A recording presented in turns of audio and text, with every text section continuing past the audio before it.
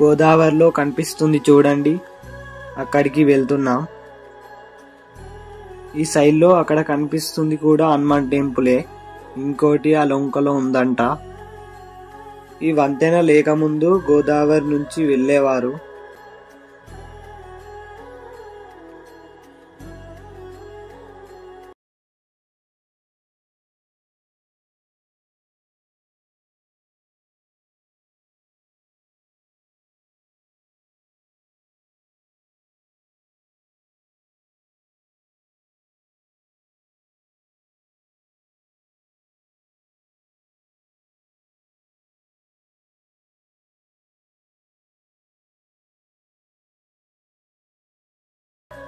గోదావరిలో చాలా ప్రశాంతంగా ఉంది. ఆంజనేయ స్వామి ఇంకో రాయి మీద సపరేట్గా చెక్కారు. ఆంజనేయ స్వామి ఇంకా మిడిల్లో రాముడు, సీతమ్మ ఇంకా లక్ష్మణుడు ఉన్నారు.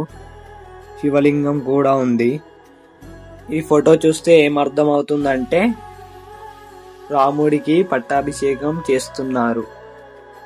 ఆంజనేయ స్వామి మాల వేసుకున్నప్పుడు గోదావరికి వస్తే దేవుళ్లను రాళ్లకు చెక్కుతే మంచిదంట. అందుకని అలా చెక్కుతారు. వీడియో నచ్చితే షేర్ చేయండి.